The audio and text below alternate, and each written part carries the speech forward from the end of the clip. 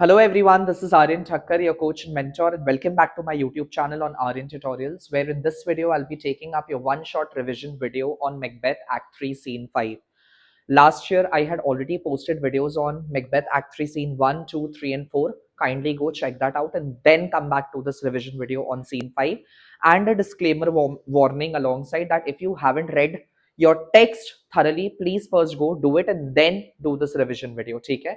So let's cover up Act 3 Scene 5, where for the first time we get to see the goddess, the sorceress, and the mistress of the witchcraft, Hecate. Now, talking about a quick summary of this particular scene, the setting is upon a stormy atmosphere, okay? And that too, the scene takes place somewhere in a barren heath. Heath is open piece of land which is uh, denied of any vegetation, which lacks any vegetation, where we get to see again the three weird sisters along with Hecate, as you can see there in the picture. Witchcraft, chaos mirrors your Scotland's disorder. Now, Hecate, who is the queen, goddess, and you can say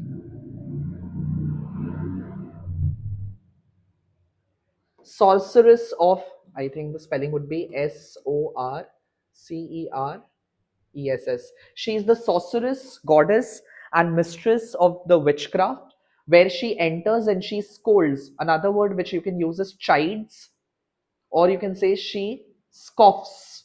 Okay? She scolds, chides or scoffs the three weird sisters for having meddled with Macbeth in riddles and prophecies without her consultation.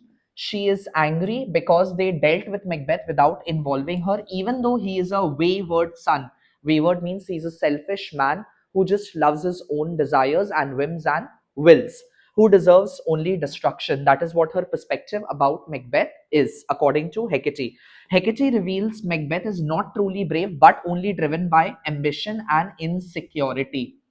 He is self-centered of a man, and she announces a plan that is to bring an absolute and a total downfall of this character, where Macbeth will be tricked. That is an important keyword which you need to bear in mind. She plans to lure Macbeth with a false sense of security.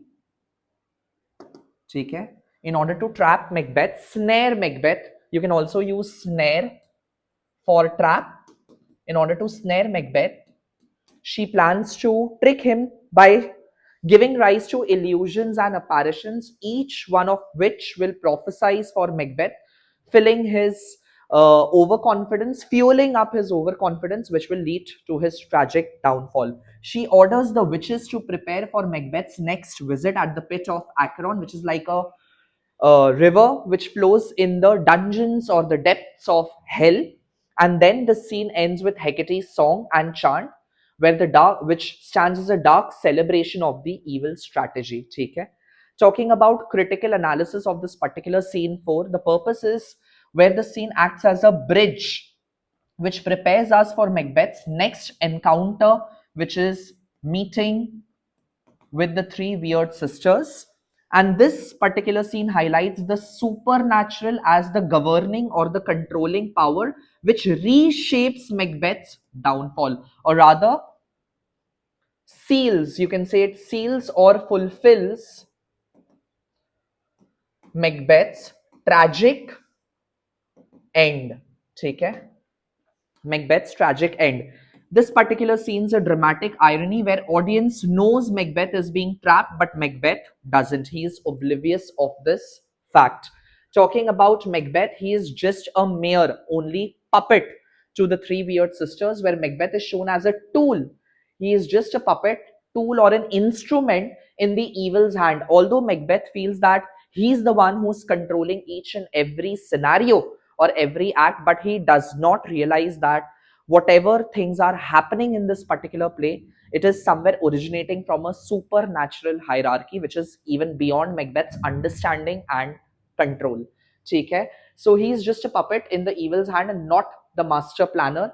Hecate exposes his weakness by calling that he is easily manipulated. He craves certainty about the future and becomes blindly confident. As her line says that uh, Overconfidence is security is mortal's chiefest enemy. That is what her exact lines are. Okay? So she decides to fill Macbeth with overconfidence, which will act as a tragic flaw and lead to his eventual downfall. Talking about there is a theme of false sense of security. This scene directly builds the idea that Macbeth will be destroyed by his overconfidence, his vaulting ambition, which will lead him to commit further crimes and wade into blood, into the blood of ocean, into the blood bed of ocean, which will ultimately seal his tragic end. The witches don't simply predict fate; they just engineer yani they just uh, progress. They tend to culminate Macbeth's deception. That is, they plan to bring a total downfall and disruption for this character.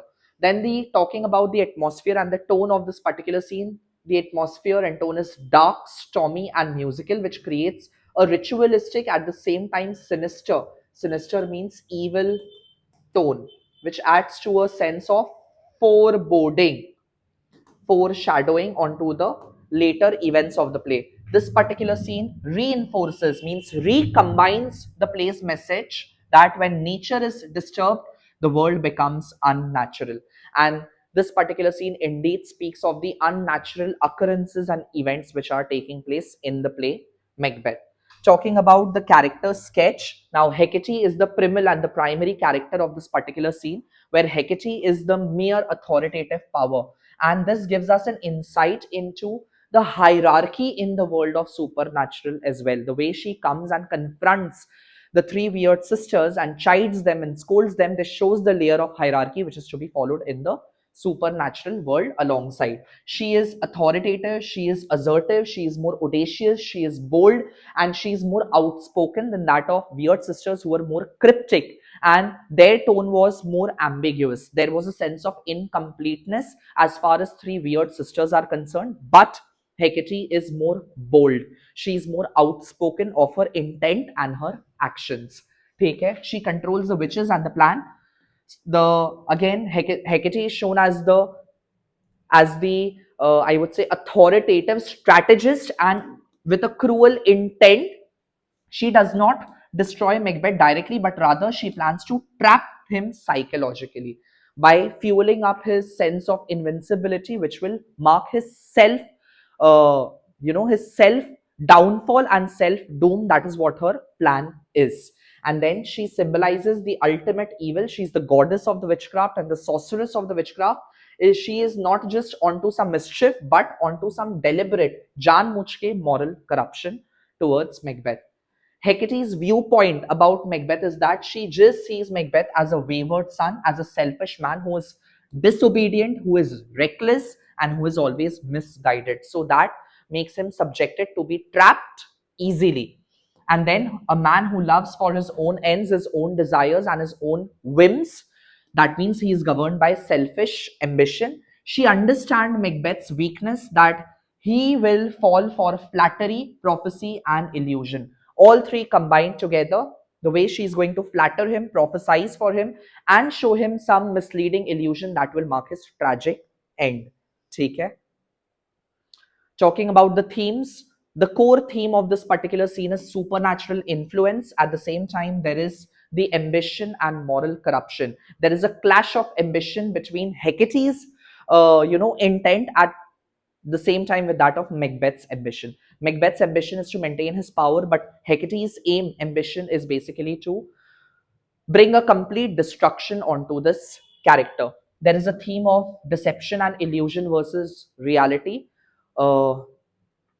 Basically, her plan is to give rise to apparitions which will provide Macbeth or greet Macbeth with false prophecies, filling up his overconfidence and leading to his tragic downfall. Then there is fate versus free will. The supernatural elements are already at the play, even though the supernatural does not force Macbeth physically, but it tries to lure, tempt him mentally, letting him destroy himself, consume his own peace, and consuming his own life at the end. At the same time, there is a disorder in the nature and in the state of Scotland.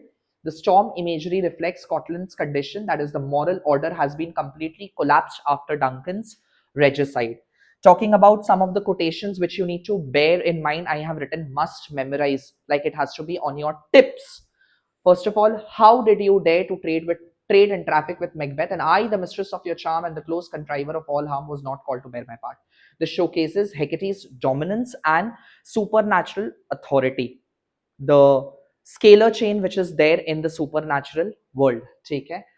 Macbeth is a wayward son. That is, Macbeth is reckless, disobedient, and heading towards his own destruction, that is, ruin. And then shall raise such artificial sprites as by the strength of their illusion shall draw him onto his confusion.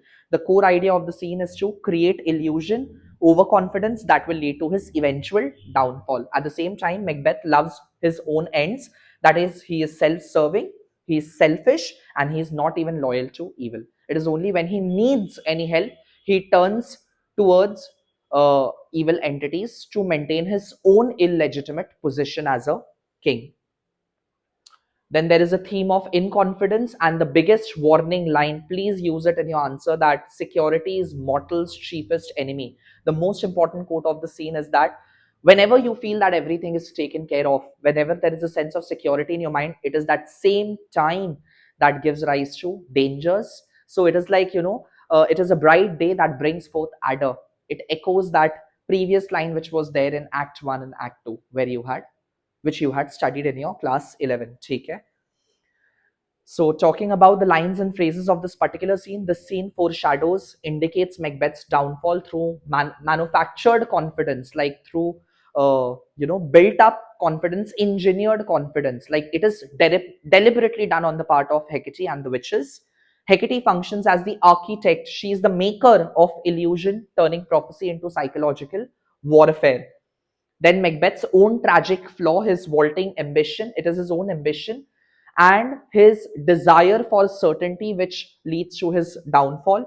The supernatural does not merely predict events, it just scripts, writes through Macbeth's own destruction. The stormy setting externalizes Scotland's moral and political turbulence, that is, uh, disturbance in Scotland. Take care. And by trusting appearances, Macbeth will become a victim of his own delusions, his own dilemmas. And over your security, that is overconfidence, will become the drug that will numb his reason. That is going to take away his potential to differentiate between what is right and what is wrong. It will consume his own reason and lead him to his death bed. And this scene intensifies the dramatic irony that audience watches Macbeth walking into the trap, although he doesn't know that it is a jal, it is a snare which has been prepared for him, deliberately prepared for him. And concluding the scene, Act 3, Scene 5 reiterates that Macbeth's end will not come from strength, but from his own dangerous comfort of false sense of security, which is manufactured, engineered by the supernatural forces at play. And with this, we come to the end of this detailed revision video of Act 3, Scene 5. I hope you're liking my content. If you are, then please don't forget to like, share, subscribe. Till then, keep studying, keep smiling. Take care. Bye bye. Have a great time preparing.